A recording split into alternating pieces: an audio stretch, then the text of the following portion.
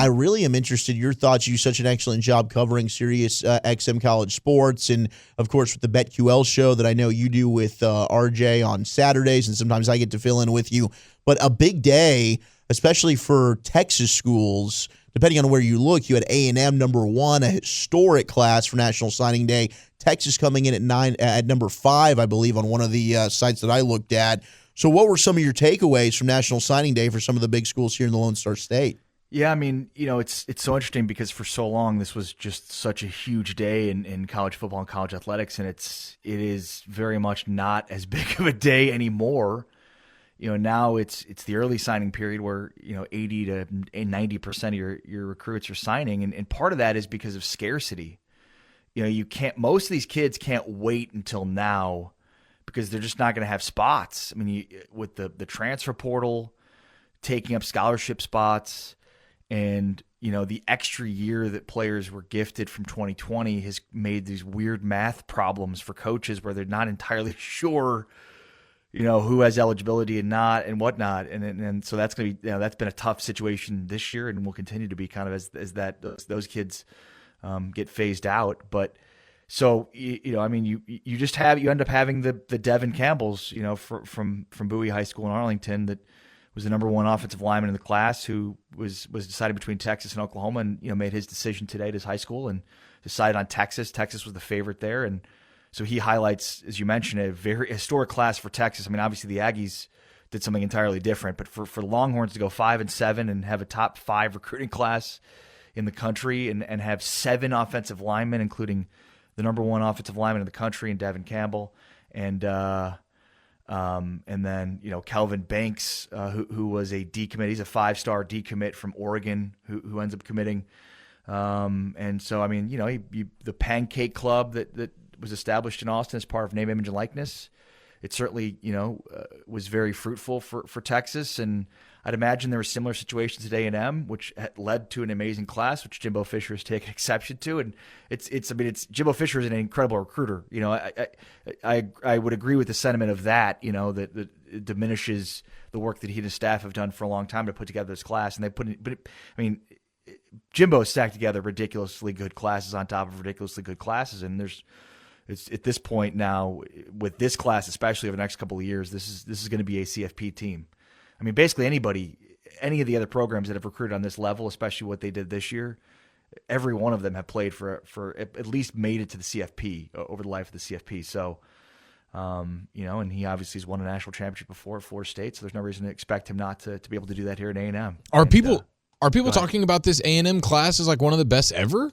It is. I mean, from the recruiting ranking standpoint, in terms of like the, how every player gets ranked, the math associated with it, it's the highest ranked recruiting class since they've been tracking it. Amazingly, it was Alabama's class last year, the 2021 Alabama class that is now better by A&M, but the one I think it was like 2012 or 2013 that was the previous high one. So it's 2 consecutive years of the highest recruiting, numerical recruiting classes ever.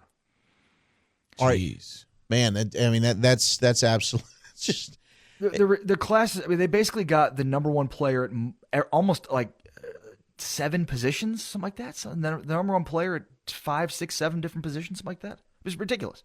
And it added more today. They had Harold Perkins decommitted and ended up. I think he's going to LSU now, but he was another 5. I mean, it was just ridiculous what they were able to do. And look, in the era of name, image, and likeness, where you're not supposed to incentivize going to a school, but how could you not in a world where they could leverage their name, image, and likeness for monetary gains, which is something that is justifiable, very much so. So yeah, I mean, I get Jimbo gets. It's funny because Jimbo gets testy now. The story is Jimbo and not his class. Yeah. So, okay, if for those that missed it, we actually have the Jimbo audio. I'll play it, then you can go ahead and certainly give your thoughts on this, Ari. But here's Jimbo Fisher on. I think it's like 3 minutes. Hopefully not the whole. No, it's not. It's not the entire thing. It's just a little snippet. I don't need to hear it again. No, it's the whole thing. Sit tight, Ari. Here's Jimbo on coaches spreading NIL lies, as he calls it.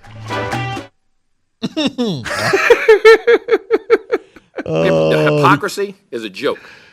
It's an absolute joke, and it's insulting to our staff, how hard we work, to how we do things, and it's insulting to Texas A&M because there ain't a better place to go to school and play ball. Right. If you don't like it, we're coming on. Get used to it. What? All right? We ain't going nowhere. It's an absolute joke. The people who put the hard work in and do it. It's irresponsible, but it's funny when they get it, it's all okay. Ball games are changing, man. And it ain't because of NIL and what goes on. It's pretty irresponsible of all of them. They're clowns. We'll go next. If they got a problem with it, come see me. I ain't a hard guy to find. We'll be in some meetings. You can say anything you want. We can do anything you want. I ain't got no problem with it. I promise you that. Okay. Oh, yeah. Jimbo certainly. Wow. You let that. I think he just said he was going to fight somebody. Yeah, he said, basically. come see me. I mean, You got a problem with it, come see me. Meetings are open, I guess. Man, he hit all the right notes there. did. Just For a guy named Jimbo? Did he not? yeah. For a guy named Jimbo, like the Aggie fans are listening to that and they're just getting fired up right now. Like, are they doing some type of? As they should. Are they doing a yell at Kyle Field right now in honor of Jimbo? I believe so. They have to be. Yeah. I mean, they should be doing it in honor of this ridiculous recruiting class. Yeah, It no, is they should. Well, here's the question, though. Do they have a quarterback? Yeah. Yeah, they should. They should. I mean, that's Jimbo's specialty. It should so be. how they haven't. But yeah, I mean, Haynes King, if he can be healthy, they'll have competition there.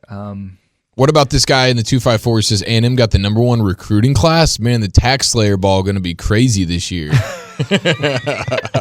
That's a great text. I 254. thought this was an Aggie show. This is not an Aggie show. No, honestly, we're not an Yeah, but, anti-Aggie show. It's just funny to kind of laugh at him a little bit. But at the same time, I mean, I would love for the Aggies to be like a legit SEC threat to do something fun because it's just not something that at least people my age are like used to. No, I mean, for sure. And that's like kind of the always been the joke about the Aggies, right? Like they get in position and they just don't come through. They have the 1998 Big 12 championship, which had, A&M legend, a good buddy of mine, Dat Wynn on. Of course, Dallas Cowboys legend, the Wrecking Crew 98 team that won the Big 12. But that's the only conference championship they won of note. And it's like 1939 is their last national championship. So, yeah, I mean, this is how you win in college football. It's proven. You just have to stack ridiculous. Imagine that, a world in which the best talent wins and depth at those positions. And I mean, you look at Georgia's defense this year in their recruiting classes. I mean, when it's all said and done over the next couple of years, guys that started on this Georgia defense, you're probably going to look at 9, maybe 10. They're going to be NFL players. Yeah, it's insane. Absolutely insane. With the talent that was on that Georgia defense, there's no question about that. Now, as we're talking with Ari Temkin here on 105.3 and think about this from Alabama. Sorry, real quick. From Alabama. And I think we've talked about this before, but they've had 4 wide receivers taken in the first round in 2 years. Right. 4 in the first round, and they lost 2 future first round picks this year. Yep. So they lost 4 in the last 2 years. It's going to be 6 in 3 years probably, and if not, it's going to be 5 with the second in the second round. But I think it's 2 firsts. No, they've just got more that are coming up the pipe. It's ridiculous. I mean, they just reload. It is absolutely crazy.